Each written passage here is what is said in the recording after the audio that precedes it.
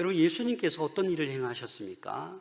많은 이적을 행하시고 권위의 말씀을 선포하시니까 이 소문이 갈릴리를 넘어서 모든 지역에 소문이 다 난 거예요. 그러자 누가 위기의식을 느껴요? 예루살렘의 그 바리새인들, 서기관들이 위기를 느끼는 거예요. 이러다가 큰일 나겠다. 그래서 이 제자들과 이 예수님을 해코지하려고 그렇게 좀 반박하려고 왔다가 오히려 예수님께 도로 당하는 모습을 우리가 살펴보았습니다.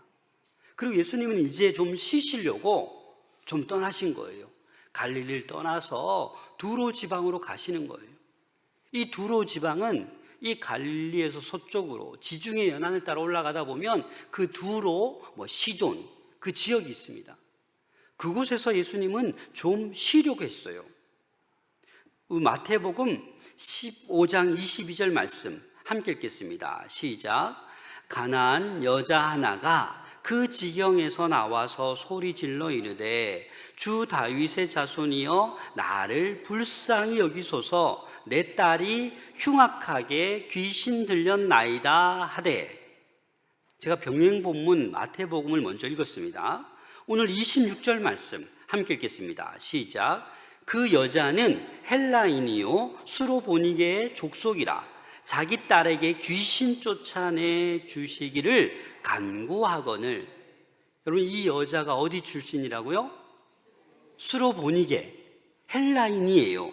그런데 마태복음에는 뭐라고 얘기해요? 가나안 여자라고 해요. 여러분, 이 가나안은 어떤 곳입니까? 이 가나안은 이 이스라엘과 가까이에 인접해 있지만 계속해서 이스라엘을 괴롭히던 늘 적대 관계에 있었던 이방 민족이에요. 그래서 예수님과 제자들이 볼 때 이 수로보니게 여인은 뭐예요? 좀 관계가 좋지 않은 그런 껄끄러운 이방 족속이에요. 이방 여인이에요. 그런데 오늘 성경 말씀에 이 수로보니게 여인의 이 말씀의 문제점이 뭐예요? 이 여인의 딸이 어디에 들려있다고요? 더러운 귀신에 들려있다고. 마태복음에서는 흉악한 귀신이라고 표현하고 있어요. 이 어린 딸에게 귀신이 들어와 있는 거예요. 더러운 귀신이. 그래서 이 수로보니게 여인에게는 지금 어떤 문제가 있어요? 딸을 살려야 되는 거예요. 다 해봐도 소용이 없는 거예요. 그런데 예수님께서 때마침 두로 지방에 오신 거예요. 또 예수님은 어떻게 하려고요? 자, 24절 말씀을 같이 읽겠습니다. 24절 시작. 두로 지방으로 가서 한 집에 들어가 아무도 모르게 하시려. 왜 아무도 모르게 하려 했어요? 좀 쉬시고자. 제자들과 함께 이 갈릴리를 떠나서 들어가서 좀 쉬려고 했는데 그게 돼요, 안 돼요? 안 되는 거예요. 벌써 소문이 두로 지방, 시돈 다 소문이 나서 벌써 그 지역에도 소문이 알려진 거예요. 그런데 그 많은 사람들 가운데 누가 제일 빨리 왔어요? 수로보니게 여인이 가장 빨리 예수님께 왔다라는 겁니다. 왜요? 제일 간절하기 때문에. 더러운 귀신 들린 자기의 어린 딸을 살리고자 지금 가장 빨리 주님 앞에 나왔다라는 것입니다. 여러분, 그런데 아마도 이 수로보니게 여인 외에 다른 사람들도 왔을까요? 안 왔을까요? 딱 여인 하나만 왔을까요? 아니요. 더 많은 사람들이 왔을 거예요. 그런데 왜 성경에는 이 수로보니게 여인만 기록되어 있을까요? 이 여인이 가장 모범적으로 예수님께서 이 이방 여인이지만 이 여인의 사건을 통해서 우리에게 무엇인가 전하고자 하기 위함이에요. 가장 빨리 왔기 때문에, 가장 모범적인 사례가 될 수 있기 때문에 지금 이 두로 지방에 오셔서 있었던 이 이야기를 하고 있는 것입니다. 그래서 우리는 이 수로보니게 여인을 통하여서 우리는 몇 가지 우리는 기억해야 되고 본받아야 될 것들이 있습니다. 이방 여인이지만 왜 예수님께서 이 여인을 칭찬하고 결국에는 그 딸의 더러운 귀신을 쫓아내 주는지, 낫게 해주는지, 그것을 우리는 살펴볼 수 있어야만 합니다. 25절 말씀, 이에 더러운 귀신 들린 어린 딸을 둔 한 여자가 예수의 소문을 듣고 곧 와서 그 발 아래에 엎드리니. 여러분, 여기에서 주목해 보셔야 될 단어가 뭐냐면 곧이 뭐예요? 즉시라는 말이에요. 이 마가복음의 이 마가는 이 표현을 자주 씁니다. 곧, 즉시. 다시 말해서 이 스로보니게 여인은 예수님이 오신다라는 소식을 듣고 곧, 즉시 생각할 겨를도 없이 가장 먼저 달려 나왔다라는 거예요. 달려 나와서 어떻게 했다고요?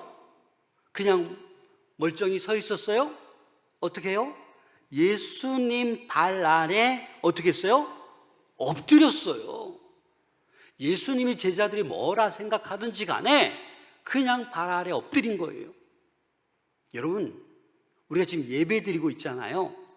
예배가 뭐예요? 하나님 앞에 엎드리는 거예요. 그래서 구약의 히브리어로 예배가 샤라는 단어를 쓰는데 그게 뭐다? 엎드리다라는 얘기예요. 신약에서 헬라어로 예배를 프로스퀴네이라는 단어를 쓰는데 그 단어는 어떤 의미가 있어요? 꿇어 엎드려 주님 발 앞에 입 맞추다. 그게 예배예요. 그래서 이 이방 여인은 뭐예요? 예수님에 대해서 소식만 들었지만 예수님을 믿고 있는 거예요.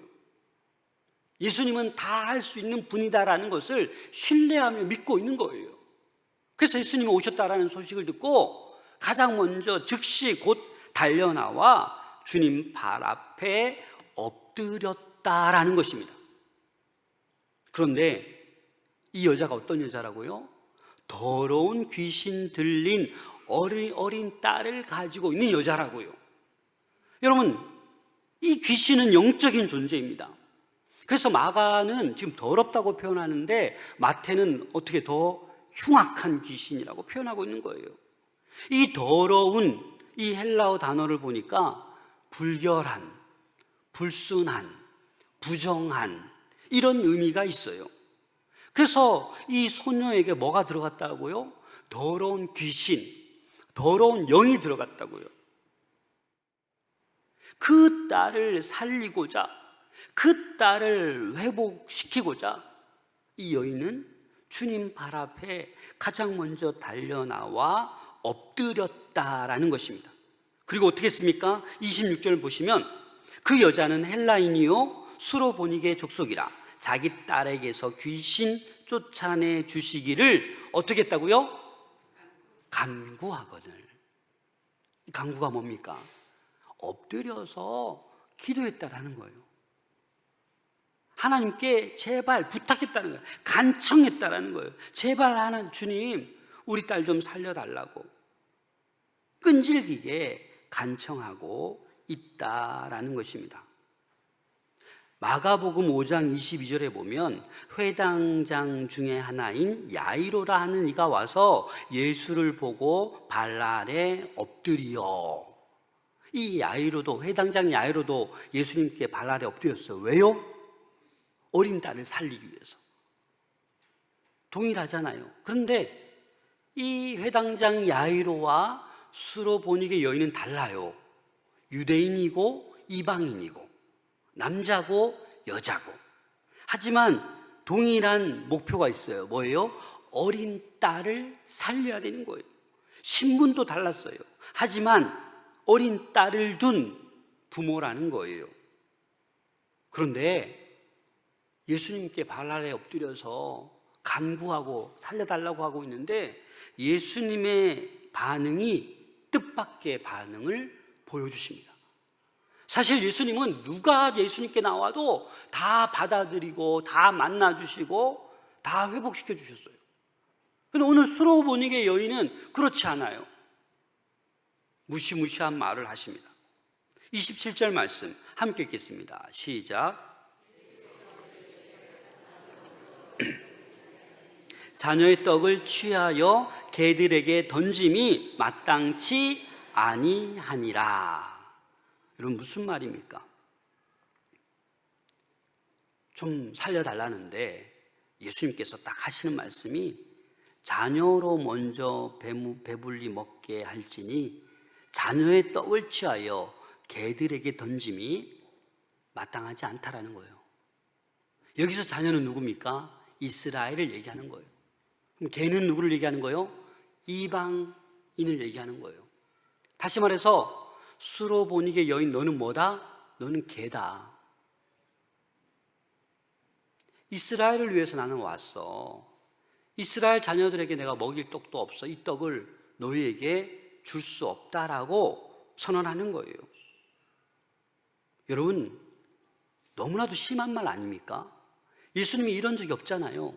그래서 예수님은 그 여인에게 상처받는, 어찌 보면 너무나도 모욕적인, 실망할 만한 그런 말을 지금 내뱉으신 거예요. 수로보니게 여인, 너는 개야. 너는 부정해. 너는 이방인이야. 떡 못 줘. 네 딸 못 살려. 이런 말이잖아요. 그런데 이 여인은 흔들리지 않았어요. 이 여인은 자기가 개임을 인정합니다. 왜요? 딸을 살려야 하기 때문에. 이 예수님이 누군지 분명히 알고 있기 때문에 예수님이 그런 말을 해도 흔들리지 않았어요. 그만큼 예수님을 신뢰하고 있다라는 것입니다.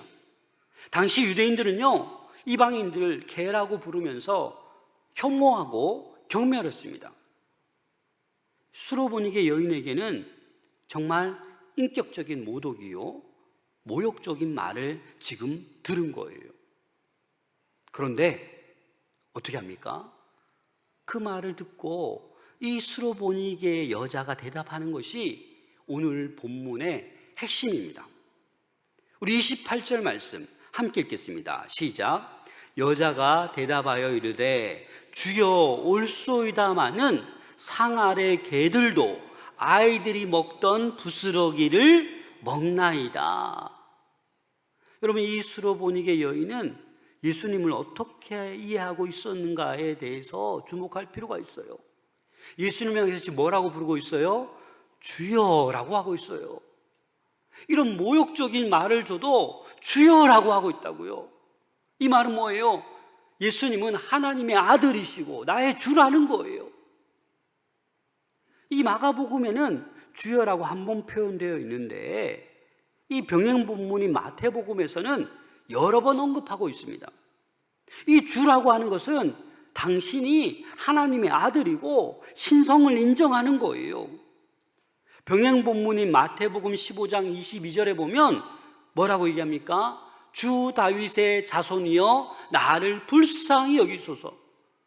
수로보니게 여인이 이렇게 얘기했어요. 25절 보면 주여 저를 도우소서. 27절에 보면 주여 올소이다마는, 지금 마가복음과 동일한 표현을 하고 있습니다. 이 수로보니게 여인이 모욕적인 말을 들었는데 뭐 하고 있어요? 주여라고 부르고 있어요. 침착함을 잃지 않고 예수님을 인정하고 있는 거예요. 주여 옳습니다, 그렇습니다라는 거예요.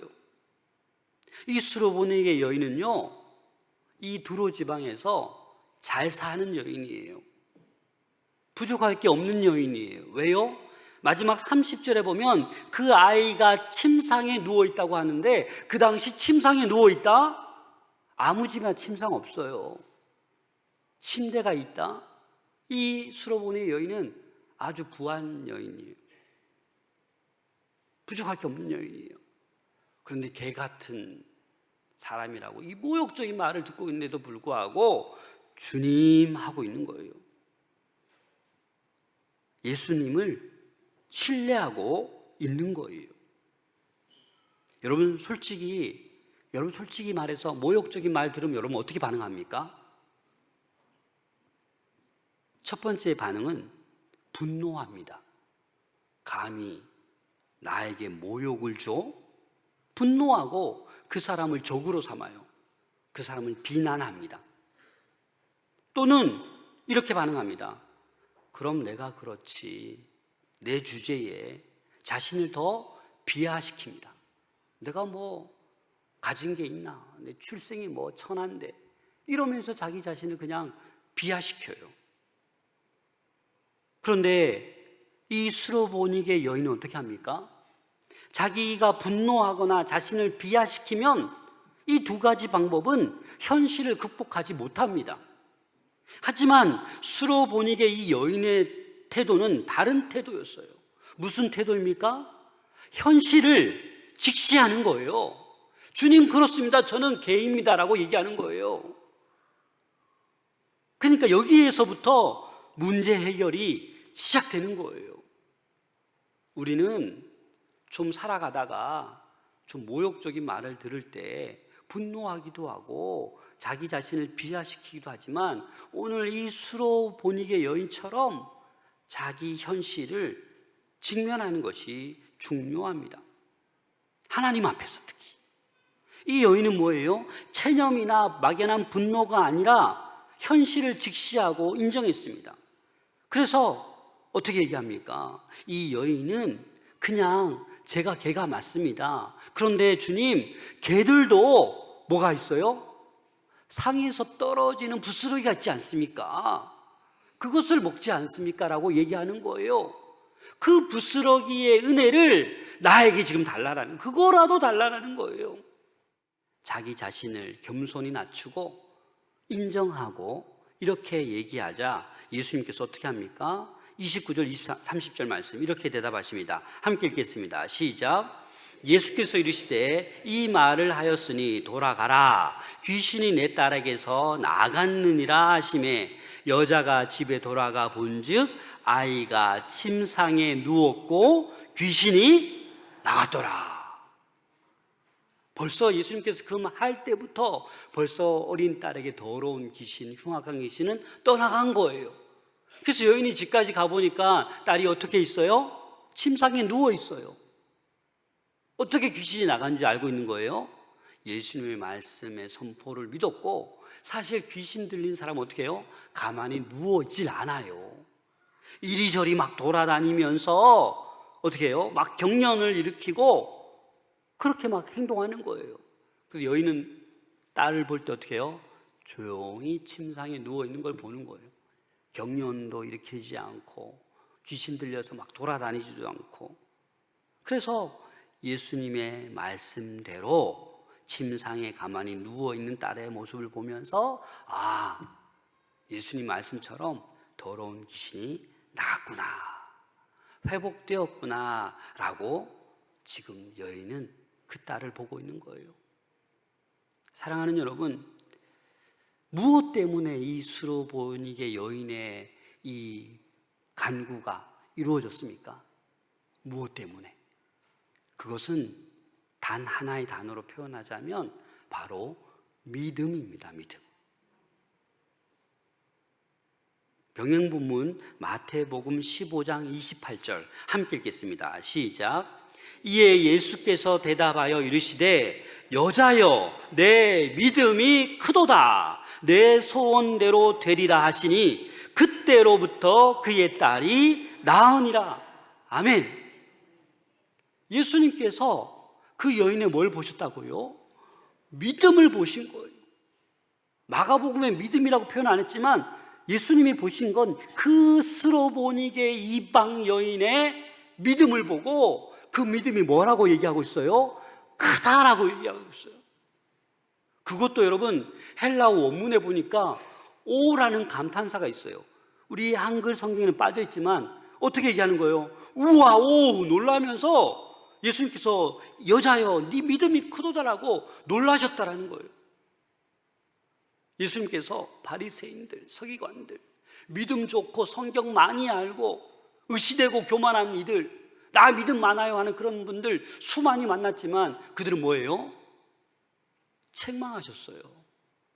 그런데 이방 여인, 수로보니게 여인, 이 여인이 너무나도 이 주여라고 하면서 옳습니다라고 하면서 하지만 부스러기 은혜라도 달라고 얘기하는 이 여인의 모습을 보고 뭐라고 얘기하는 거예요? 와, 믿음이 크도다 여인아 라고 하는 거예요. 왜 예수님께서 이 수로보니 여인에게 처음부터 모욕적인 말을 하고 냉소적인 태도를 보이십니까? 테스트하려고. 이 여인의 믿음을 어찌 보면 테스트하기 위한 것인 줄도 모르겠습니다. 그러나 이 여인은 어찌됐든지 간에 그 테스트를 잘 넘어섰어요. 아니면 이럴 수도 있죠. 아니, 당신이 뭔데 나를 개라고 얘기해? 막 폭발해서 예수님께 막 덤벼들 수도 있잖아요. 안 그래도 더러운 귀신 들려서 내 딸 때문에 내가 스트레스 받아 지금 환장하겠는데 지금 나를 놀려?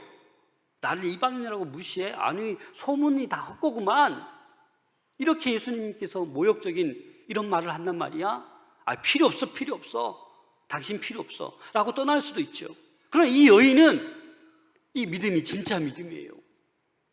그렇게 모욕적인 말을 들어도 주여라고 주님의 그 말이 옳다라고 인정하는 거예요. 나를 아는 거예요. 주님 맞습니다. 유대인들이 저를 개처럼 여겨요. 저희들이 혐오하는 거 알아요. 그러나 저는 주님을 믿습니다. 그 상에서 떨어지는 부스러기라도 먹을 수 있도록 간구하고 있는 거예요. 여러분, 이 수로보니게 여인에게 지금 예수님은 내 믿음이 뭐하도다? 크도다 얘기하고 있어요. 여러분들도 큰 믿음 소유하고 싶지 않습니까? 우리에게 믿음이 크면 모든 놀라운 역사가 일어날 줄로 믿습니다. 치유될 줄로 믿습니다. 그래서 우리는 믿음이 너무나도 소중한 거예요. 가짜 믿음이 아니에요. 형식적인 믿음이 아니에요. 예수님을 바로 알고 주님의 말씀은 다 옳습니다라고 우리는 고백해야 돼요. 이 말씀을 의심해서는 안 돼요. 내가 필요한 말씀만 받아들이고 이건 너무 지키기 힘드네. 하나님 저 다음에 지킬게요. 온전한 믿음이 아니죠. 이 수로보니게 이 여인은 지금 녹록치 않는 삶이에요. 여러분 지금 어떤 현실에 있습니까? 육신의 아픔이 있습니까? 정신적인 고통이 있습니까? 물질적인 어려움이 있습니까? 어떻게 해결하시겠습니까? 이 여인처럼 큰 믿음이 있을 때 하나님께서는 놀라운 은혜를 베풀어 주실 줄로 믿습니다. 여러분 이 이야기는 단순해 보이지만 믿음에 관한 소중한 가르침을 우리에게 지금 보여주고 있는 거예요. 그래서 여러분 이 바른 믿음을 위해서 주님을 주로 고백할 수 있기를 소망합니다. 여러분 주님 그렇습니다. 하지만 이라고 이 수로보니게 여인처럼 주님께 간구하고 우리의 현실을 직시할 수 있기를 소망합니다. 그래서 함께 합심하여서 우리가 이 부스러기 은혜라도 줬사오니 나에게, 우리 가정에게, 우리 교회에게, 우리 다음 세대 자녀들에게 이번 여름 행사를 통하여서 이 부스러기 은혜를 달라라고 함께 간구하는 우리 모두가 될 수 있기를 소망합니다.